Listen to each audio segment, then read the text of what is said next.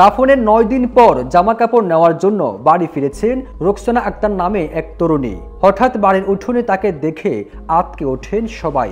এক নজরে তাকে দেখতে বাড়িতে ভিড় জমান আশপাশের মানুষ। এই ঘটনায় পুরো এলাকায় চাঞ্চল্য সৃষ্টি হয়েছে। এমন অবস্থায় এলাকাবাসীর প্রশ্ন, তাহলে দাফন করা নারী কে? কাকেই বা দাফন করা হয়েছে? রোকসানাকে দেখতে আসা মানুষ জিজ্ঞেস করছে, তোমাকে না দাফন করলাম, তুমি কোথা থেকে আসলে? এ সময় তার উত্তরে রোকসানা জিজ্ঞেস করে, আমাকে ভেবে তোমরা কাকে দাফন করেছো? কি তার পরিচয়?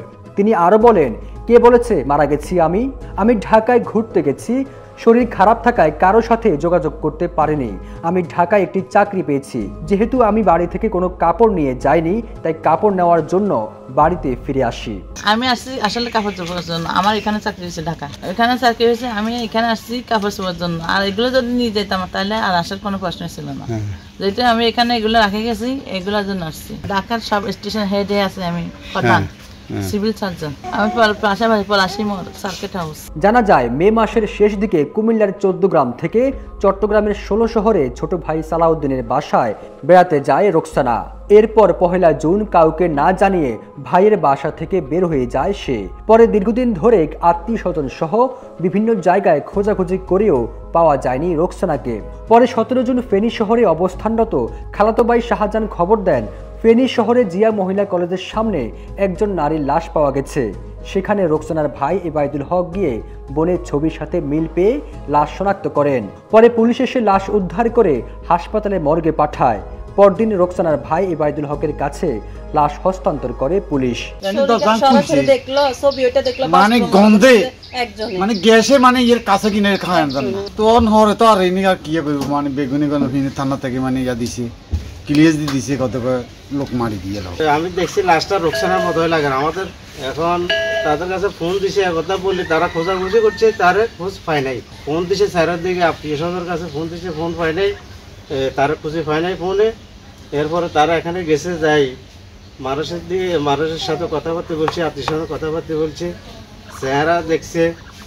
তার রোকসানার একটা ফটো ছিল, ফটো আর ওই লাশের চেহারার সাথে মিলি গেছে। এই জন্য তারা একটু শিওর হয়েছে যে এটা আমাদের বোন হইতে পারে। আজকে তো অনেকদিন খোঁজই পাই নাই। এখন এরপরে তারা থানাতে গেছে, থানা পুলিশের সাথে যোগাযোগ করি, তারও দেখাশোনা করে এটা পরীক্ষা নিরীক্ষা করার পরে এরপরে এদেরকে বলছে যাতে আপনাদের না লাশ ছবি এবং চেহারা মিল আছে, আপনারা এখানে নিয়ে যাইতে পারেন।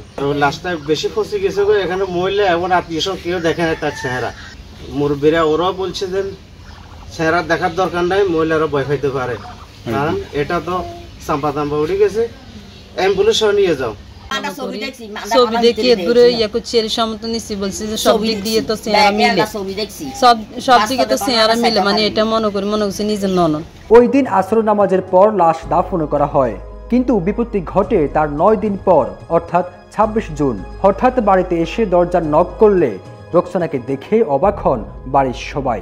আমি রিলেটিভ বাসায় গেছি, ওনারা আমাকে দেখে অবাক, বলতেছে আমি রাতে 17 আসছি, ওদিন 17 দিকে মাত্র 17 আসছি, 17 আসছে, এখানে আস্তে আস্তে রাতে 9 আসছে।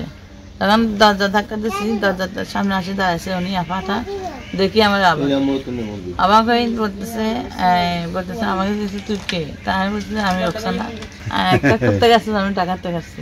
এখানে বলতেছে বলে রোকসানা আসছে ঢাকার থেকে।